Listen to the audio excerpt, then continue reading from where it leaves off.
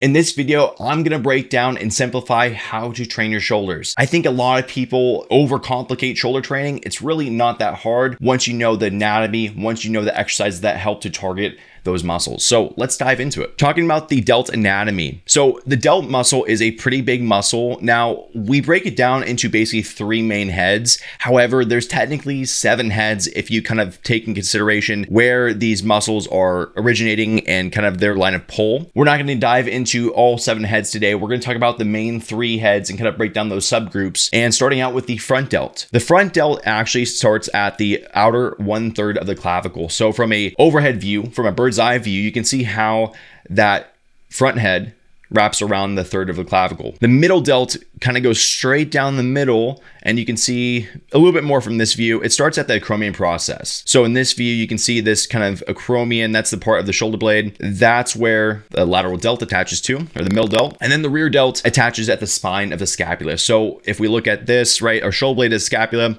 it attaches on that outer spine here. Now, all of those muscles come down to basically one main insertion, and that's on the lateral shaft of the humerus, or all that means is basically just on the arm. Right? Just attaches here on the arm. Now, the function of the delts is important because obviously if we want to target the muscles as best we can, we should know their functions and what those muscles do and kind of which heads do which motion. If we're trying to bias more of our middle delts comparatively to our rear delts, we want to optimize our positions and kind of the movements we're doing to pair along with the muscle actions. The front delt is actually going to work in a lot of flexion. So basically where the arm is going ahead, or basically where we're lifting the arm up like this, that's flexion. It's also going to be biased more towards internal rotation. So if we turn our arm inwards, this is internal rotation of the humerus. And that's more the front delt because once again, kind of where these muscles start from and where they end up, that's kind of the line of pull those muscles have. Great exercises for front delt training are going to be things like a front delt raise, where you're simply just raising the arm out in front of you, and also the incline shoulder press. I prefer to do this one with a little bit more of a declined seat, or basically you're not sitting all the way upright, you're sitting back a little bit to allow those arms to stay in front of you just a little bit more in a better plane of motion. Most people don't have the genuine range of motion to go all the way up overhead and have good mechanics anyways. So that's not for this video. But these are just a couple good exercises that you can do to help get the most out of the front delts. But generally speaking, you get a lot of activation already during your pressing movements, like a bench press, chest press machine. Those exercises already have a lot of front delt activity. So I don't normally add in front delt exercises to my clients' programs, but this is a great way to target more of your front delt. For the middle delt, this is where I put a lot more emphasis into training because this builds a lot more of the width of the muscle. And from a front perspective, the width of your shoulders really plays a big difference. And that's the middle delt here. Now, the middle delt, the way the muscle fibers align, like we talked about, it's kind of straight up and down from where they attach at the acromion process down here to like the outer part of the humerus or like the arm, right? If you look at that line of pull and kind of think about, well, how are we going to train this muscle? We just need to squeeze it and then lengthen it. A great way to do that is just shoulder abduction. A great couple exercises to include more of the middle delt when you're training is going to be something like a cable or dumbbell lateral raise, because we're training in that same line of pull. Now, I think a lot of people tend to extend the arm too far back and then try to do the arms all the way kind of in this back position. That's not really going to be biasing more of the middle delt. You can kind of see the middle delt here. When we kind of look at it, kind of goes a little bit more from the back side to the front side, kind of minute, but still with the training, that's how we're going to get the most kind of bang for our buck and make sure the shoulders are staying in a good position, is by slightly having your arms in front of you. So instead of doing a lateral raise like this, you're just gonna bring the arm out in front of you a little bit more and kind of keep it in a more scapular plane. Another great exercise for that is gonna be shoulder presses, because once again, you're abducting and you're basically bringing your arms out away from you and closer when we're doing a shoulder press. Now, to train the rear delt, we get a lot of work from these in our rowing motions if we row correctly.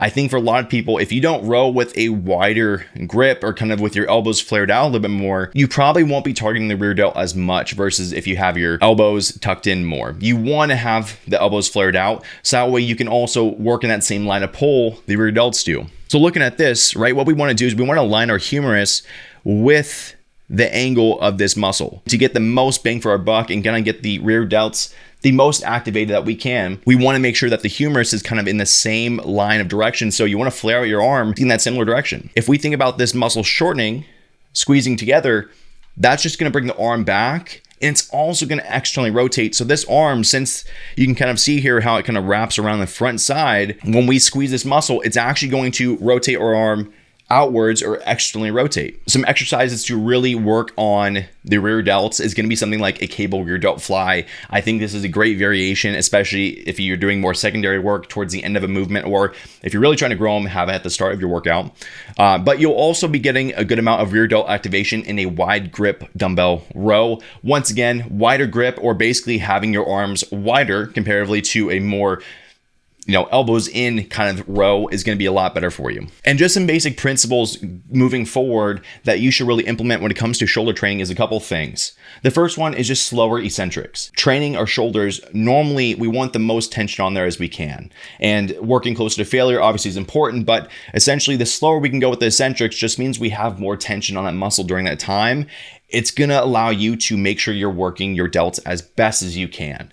If you are not, you're letting gravity kind of control you on the way down, or you're letting the weight just basically pull you down, that's bullshit. You're not going to get anything out of your training there. Or you get a little bit, at least on the way up, but if you're not slowing on the way down, gravity is just helping you out and you're bitching out. Next thing is don't throw the weight around. So same kind of premise here. If we are going slow on the way down and, really controlling the way up, we choose a weight that's appropriate for us. We're not heaving the weight up.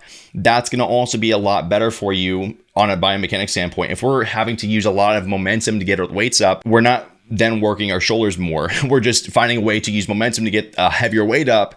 And then more than likely, we probably just lower it down along with gravity, and it looks really crappy. Towards the end of any kind of like lateral raise, you're going to use a little bit of momentum there. That's just kind of natural for the course. Using a little bit of momentum to help get a couple more reps in, especially if you're close to failure, is going to be better than nothing. So make sure you were close to failure to make sure your delts grow, but make sure also you're not just heaving the weights around. And the last thing is working in different positions and basically biasing different positions of the delts.